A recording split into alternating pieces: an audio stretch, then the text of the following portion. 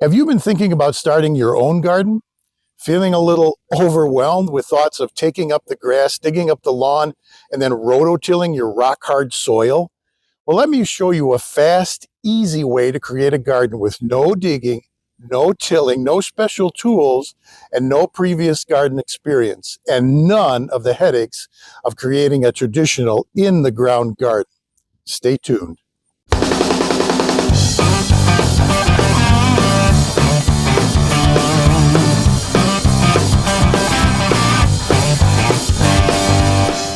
Hey everybody, Joe here again with Tim Wallace Soil Mix Supply and the Soil Channel. One of, if not the most popular trends when it comes to creating a new home garden is the raised garden bed. I can say that because we sell more raised bed mix than any of our other garden blends that we offer. And that's because so many people have come to love raised garden beds. And there's a lot of good reasons why you too should consider making your next garden a raised bed garden. So in this video, I'll explain the benefits of raised beds, some common mistakes you'll want to avoid, and with the help of my daughter and her husband, and maybe even a very special guest, we'll show you how to build one and how to fill it with the best possible soil. Stay tuned. So I'm here with my daughter Christy and her husband David, and this is their raised bed that they're going to fill up pretty soon and start growing their own vegetables. So Christy, I had a quick question for you. Why did you decide that you wanted to have your own garden? I just wanted to be able to grow my own vegetables. It seems like they're much better when they're fresh compared to the ones you buy in the grocery store. Couldn't agree with you more. And I think a lot of people are that trend. You have a lot of control over what goes in your garden, what comes out of your garden when you're growing them yourselves. So David, when this one came, I took a look at it before we even got it out of the box. And I was a little surprised. I looked at the box and went, this is going to be a 4x8 garden. And sure enough, it turns out to be a 4x8 garden bed, 2 feet tall. Was it hard to put together? No, not really. It went pretty quick. All it took was a screwdriver and time. Now, you guys also mentioned to me that one thing you sound kind of unusual is this stuff was wrapped in like a plastic or something? It was. That was probably the most time-consuming portion of the entire process.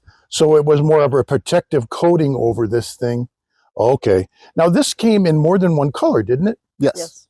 And you guys chose wood grain, but I think it came in 5 or 6 different colors, right? Yes. So this particular garden bed came from Home Depot. The company who makes it called Best Choice Products. And again, it comes in different sizes and different colors. But this is powder coated steel. And tools, a lot of tools. Just a screwdriver. Just a screwdriver. Well, it can't get any easier than that. And one of the things we already know is you didn't have to tear up the grass. You didn't have to dig anything, but we're at the point now where we need to get this thing filled up, right? Yep. So before we do that, let me break away and give you some information on some do's and don'ts before you start to get your garden bed filled to the point where it's not going anywhere. So here are 8 things you should avoid when starting your own raised garden bed. Certainly you want to avoid setting the bed in the wrong spot. It's important that you orient the position of your bed correctly, as it proves very difficult to move the entire garden bed later on. So here are some of the factors you should consider. Sunlight. Choosing a spot that does not receive direct sunlight for at least 6 hours can have adverse effects on the plants. Ample sun is necessary for most plants to flourish, especially vegetables. Therefore, you should choose a sunny spot in your garden to situate your garden bed. You should not orient it east and west, but rather, if you can, north and south, to ensure the right amount and the most amount of sunlight. And also, if you're installing your bed in early spring or late fall, consider the shade coverage of nearby trees that will leaf out during the growing season.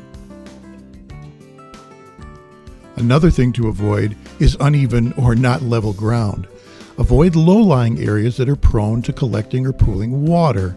Excess water in a raised bed leads to root rot and will hasten the degradation of any kind of a wooden bed. Make sure your raised bed sits on level ground. If it's not, it will leak both moisture and soil from the corners or anything that's not in contact with the ground. Don't place the raised bed against a fence or a wall, as it prevents access from all 4 sides, and don't put your raised bed on a wooden deck. Avoid putting the bed in a place where it sticks out like a sore thumb. It should be a complement to the rest of your lawn and garden. You want to locate your raised bed in a place that blends in and even complements the rest of the lawn and the garden. Raised beds can be aesthetically pleasing if they're made with the right materials and placed where they're, as they say, square to the world. A big thing to avoid is not lining the bottom of your bed. You can place your bed directly onto the ground. There's no need to remove the underlying grass and native soil. In fact, in doing so, you may actually be inviting more weeds. This is commonly referred to as the no-dig method. Adding your fill material or soil over the ground with no lining really is an open invitation for weed growth and development. Although you don't dig into the ground under your bed, you will still need to separate the grass from the native soil. Mow your grass as short as possible in the area that you'll be laying your bed, then put down your lay of cardboard, overlapping it, and then water it until it's completely soaked. We highly recommend a good quality cardboard and then a layer of durable landscape fabric. Don't make the mistake of just throwing in the dirt. You want to have some organic matter at the bottom of your garden bed. You can use things like logs, etc. You can even use composted leaves or grass clippings. But compost is great if you've got your own compost pile. If not, the stuff that you've got during fall cleanup or spring cleanup will work just fine. But add something to the bottom of your bed before you put in your soil. Something else you'll want to avoid is setting your beds too close together. Since going with raised garden beds makes gardening easier and more enjoyable, many people look to go big or go home and install more than one raised bed. Nothing wrong with that, but placing them too close together can make it difficult to weed, to plant, to move wheelbarrows or garden wagons between beds, or to harvest plants from within the beds. So be sure to create a comfortable working area by allowing enough room between the raised beds. Having a walkway of at least 3 to 4 feet between each bed offers you ample access and allows you to move a wheelbarrow or cart around with ease. Something else you want to avoid is not considering your water source. Simply put, the place you choose to locate your bed should have nearby water access. To avoid constant watering, you can also think about a drip irrigation system. Many people just go with a lawn sprinkler, but that's very inefficient. It wastes a lot of water and often causes problems related to fungal diseases. If you're planning on building one or only a few raised garden beds, a soaker hose is fine and may be a good alternative to an irrigation system. What many gardeners find useful is adding indicator plants, such as lettuce, to the veggie garden, as these will quickly wilt if they don't receive enough water. Avoid crowding the bed. While it's possible to grow almost anything in a raised bed, serious consideration needs to be made toward the plant's mature size. Nearly every seed packet or potted starter plant includes information of plant mature size, including height and spread. Follow those guidelines as a minimum. Remember, deeper beds are capable of growing large plants in addition to smaller ones. And avoid planting the wrong plants. Start out with something easy to grow if you're a beginner. Things like tomatoes, zucchini, and bell peppers. Herbs like basil, thyme, and mint are also very easy to grow and to tend. Keep in mind that some plants like asparagus are perennials, so you should not plant them unless you want to harvest them every year. Other plants, especially root kind of plants like carrots and potatoes, require more of a garden bed depth. So keep that all in mind when you're choosing what plants, vegetables to put in your raised bed. Don't make the mistake of not adding mulch. That's a common mistake that gardeners make with raised beds. Too many people do not add a mulch layer as they think it's unnecessary and adds to the cost of production. But mulch is very helpful for a number of reasons. While the garden is raised off the ground, weed can still grow and invade your bed. Adding a layer of mulch can help keep the weeds at bay, as well as retain moisture around the roots of the plants. Mulch also helps regulate the temperature of plants better than soil alone.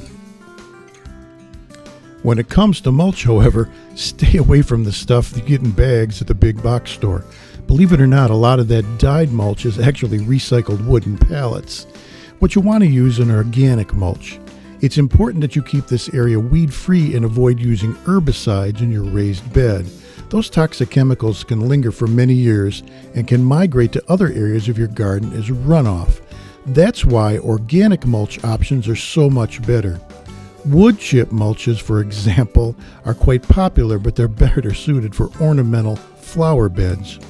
Generally, when it comes to wood chips and vegetable herb gardens, you'll want to avoid directly mulching or mixing chips into the soil or garden bed that you're planting into.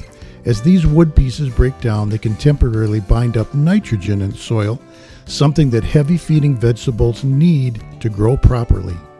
And although you may be tempted to do so, avoid putting gravel at the bottom of your garden bed. Invariably, it'll work its way up into the soil, and you'll end up dealing with it for years, and it'll be nothing but a problem. Also, it adversely affects the pH of the soil. Remember, raised beds have well-drained characteristics all by themselves, and the gravel is not going to be very helpful. And lastly, but certainly not least, you want to avoid the mistake of using the wrong kind of dirt. Topsoil, also known as black dirt, is important to having a healthy garden. But topsoil alone falls short of the three key things required for a flourishing garden. Soil should be fluffy, light, and well-draining, common traits of a good sandy loam soil. Gardeners often use garden soil, which can become compacted over time and restrict drainage. Potting soil, by contrast, drains too quickly and actually contains no dirt. Some gardeners try to go with native soil, in other words, something that they dug from their own lawns. That can often lack nutrients and renders it unfit for vegetable growth. To avoid these mistakes, you should buy soil specifically designed for raised garden beds. At Tim Wallace Soil Mix Supply, our raised bed and premium raised bed mixes address all of the key things needed to ensure a great soil for your plants to grow and thrive in.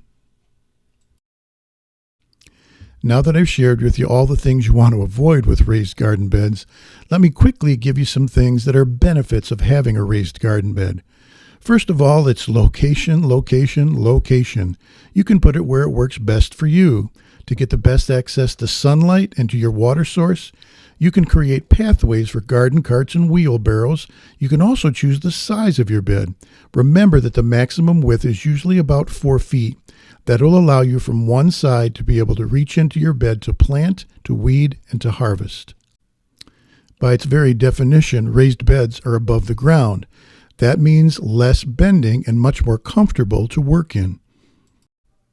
The soil in raised beds stays warmer, earlier, and longer, thus extending your growing season. Remember, a raised bed requires no digging. You have better drainage and better weed and soil erosion control.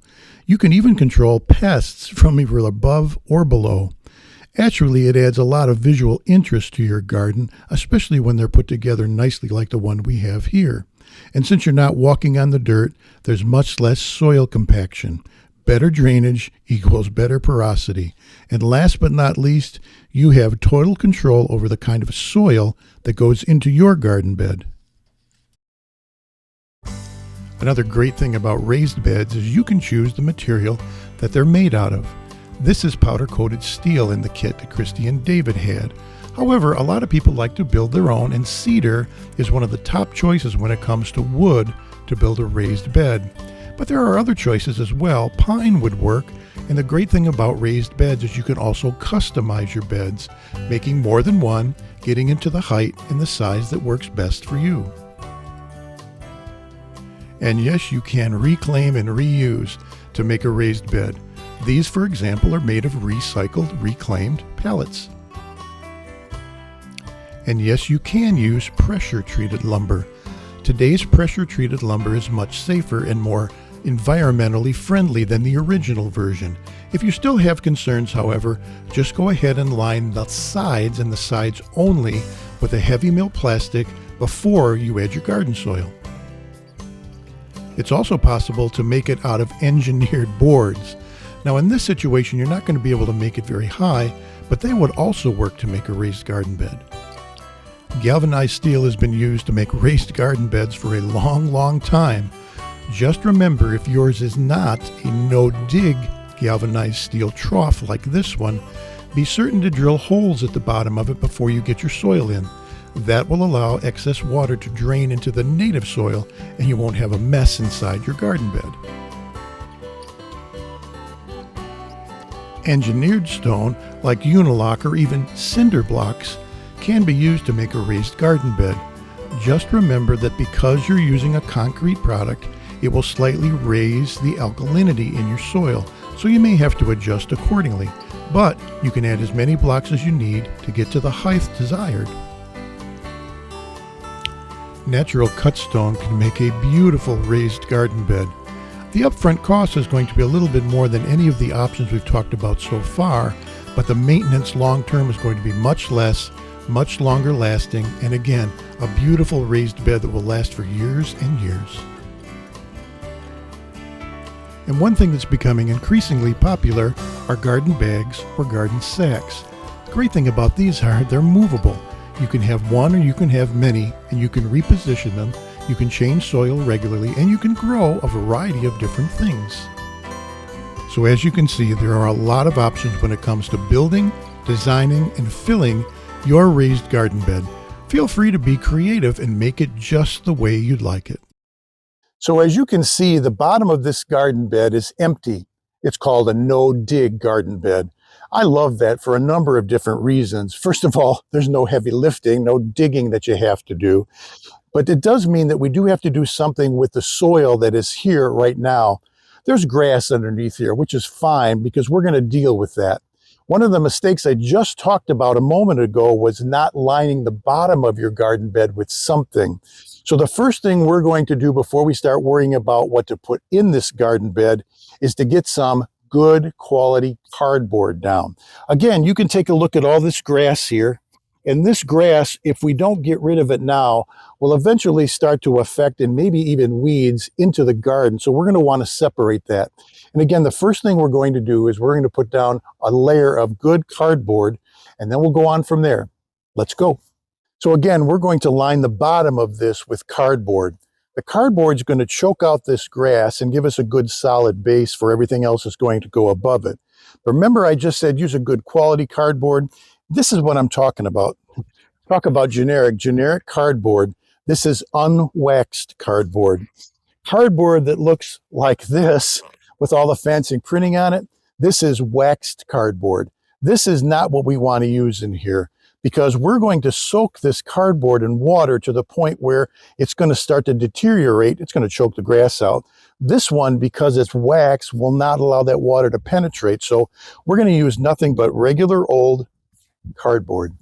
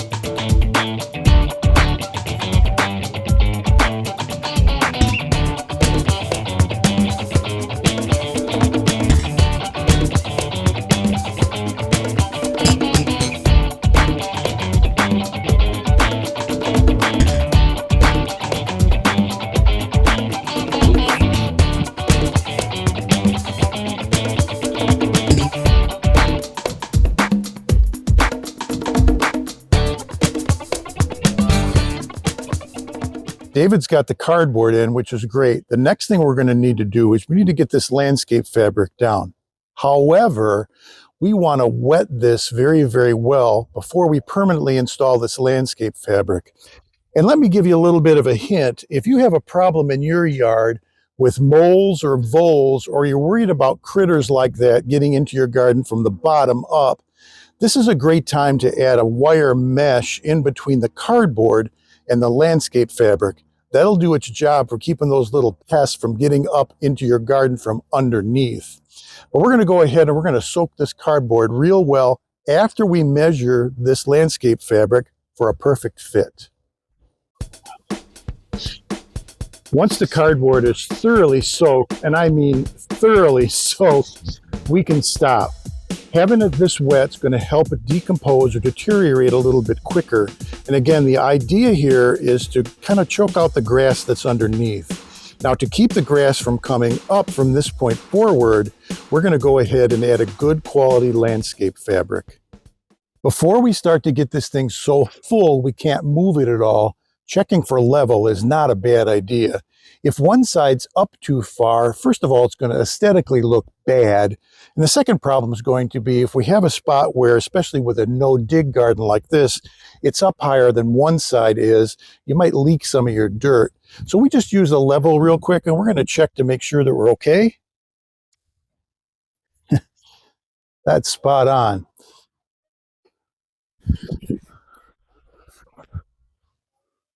Looking good. Let's do this.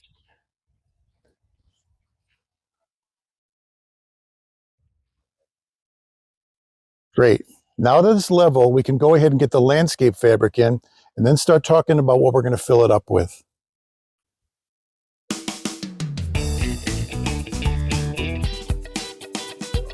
Okay, we're going to stretch it. Okay, David, go down there, maybe help her hold it, and I'll keep it tight at my end. Okay, let's go ahead and cut it.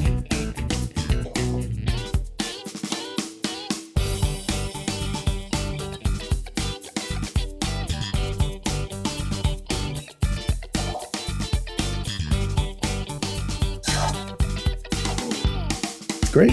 Okay, let's get it down to the bottom. All right, landscape fabric is in place. Cardboard's down. Now we need to talk about filling it up. We're going to fill it up with some organic material in addition to the soil I'll talk about in just a minute. So let's get that ready and let's get it in this bed.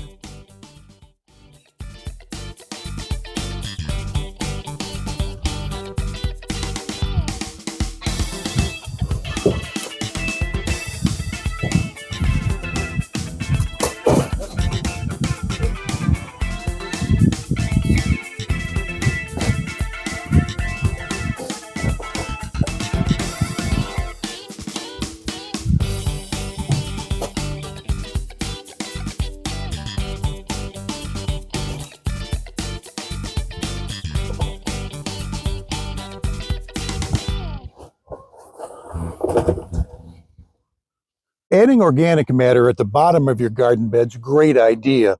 This is going to help keep everything in place as far as the fabric and the cardboard goes. But also, as this decomposes down, it'll add even more organic material to our garden bed. One thing I do want to say is avoid rocks at the bottom of your garden bed.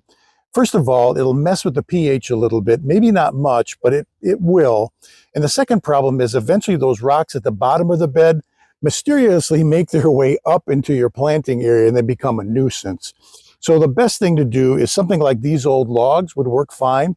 If you have a compost pile, boy, that would be absolutely great. If not, if you've got landscape clippings, grass clippings, shredded leaves, twigs, sticks, you can use them as well at the bottom. But it's a great idea to line this before you put your soil in. Now that's the next thing we need to do. Before we talk about the type of soil we're going to put in, let me give you an explanation of how we figure out how much soil you're going to need for your garden bed. In order to figure out how much soil we need some sizes. This garden bed is 4 by 8, that's 32 square feet. In order to get cubic feet, we need also the depth. This one is 2 feet deep. So when we do our calculation, 32 times 2, we get 64 cubic feet. Now that we know that number, we can actually do our division because 1 cubic yard equals 27 cubic feet. Our calculation, 64 divided by 27, tells us we need 2.37 cubic yards of soil to fill this garden bed up. And if math is really not your thing, go to our website, find the product calculator, and then type in the numbers of your garden bed. Ours was, of course, 4 feet by 8 feet. It's 2 feet deep. In this situation, we're going to type in 24, do the calculation, and 2.37. We have the garden bed put together. We've got it lined like we're supposed to. Now it's time to talk about the kind of soil we're going to put in this garden bed. Let me tell you one kind of soil that you're probably going to want to stay away from, but it's something that may have come to mind right away, and that's good black dirt. There's some problems with black dirt. You need black dirt. It's essential for gardens. There's no doubt about that, but black dirt by itself has two extremes. When it gets dry, it gets very, very dry. When it gets wet, it has a tendency to stay wet. Either one of those create a problem called the lack of porosity. That's the space in between the molecules of dirt that allow air, water, and nutrients to get to the roots and then up to the plants. You're also going to end up with a muddy mess if you just use regular black dirt. What you're going to want to use is something that gives you the best of all the options that are put together in such a way that it allows your plants to grow and prosper. Now, a lot of people ask me, can I just use organic soil? And the answer is, yeah, that's exactly what you want to do. The problem with true organic soil is what people really mean when they say organics is something that's never had chemicals added to it. Well, I'm going to tell you right now that finding that's going to be very, very difficult, if not impossible. The only place you'd be able to source true organic dirt, something that's never seen chemicals at all, is going to be in the middle of a forest. You're not going to be able to get much of out of a forest, number one, and number two, it's just not very practical. So your best bet after that is to use a soil blend that gives you all the components you need to have a perfect organic soil. Topsoil is critical. You have to have topsoil. And topsoil is the upper layer of the soil structure that's exposed to all the decomposing organics that come from leaves and twigs and sticks and even animal waste. You're also going to want sand. Yes, sand. If you've never had sand in your garden, you'll be amazed at the difference it makes. It gives that porosity a big boost, easy to work with. If you have to weed, it makes that soil so much easier to work with. And obviously you want to have something that feeds the plants and feeds the soil. That's going to be compost. An organic compost is perfect for what you're going to be doing here in the garden. If you don't have your own compost bin at your place, you can buy an organic compost and have it mixed with your soil. What Tim has done is he's taken these three components, put them together in something called raised bed mix. 50% topsoil, 25% coarse sand. The coarse sand helps keep this drained a little bit better at the root level, and also again keeps the soil loose and very porous, and then 25% organic compost. The organic compost is what supercharges this mixture. That feeds your soil. Now remember, you may also want to feed your plants after they're in place.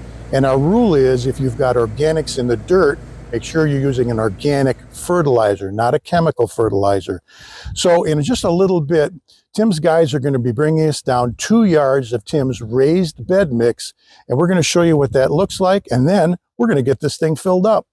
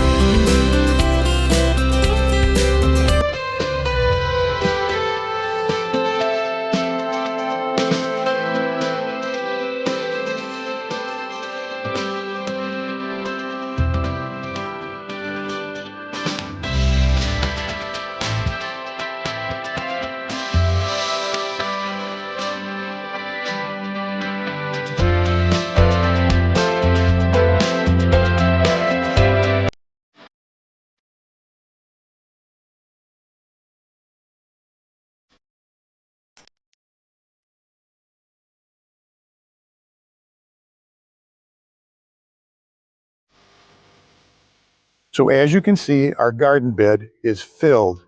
By far the hardest part of this whole process was moving the soil from the driveway back here to the garden bed. But our 2 cubic yards definitely filled this up. Remember that we added organic material in those logs to the bottom of this. That took up some of the space. But because this soil has been blended and not mixed, it's very light, very fluffy, so it's taking up more area or surface space than a regular mix would. If you take a look at this mix up close, topsoil, coarse sand, and organic compost, how easily this stuff comes into my hand and then falls out.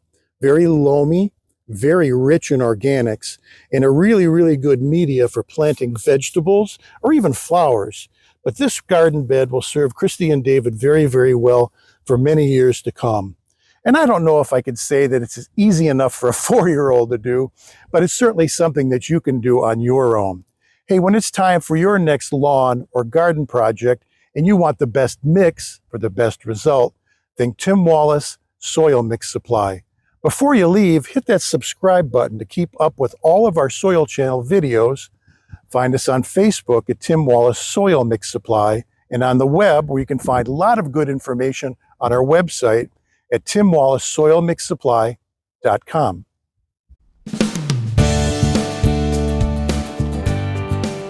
On the website, you're able to see all the different soil blends we have for the lawn, the garden, planting areas, and even golf courses. Also, you'll be able to see what component products we put into each mix, information about those products, and the ratios of every one of our mixes. Under About Us, be sure to check out our blog posts. Great information about caring for the lawn and the garden.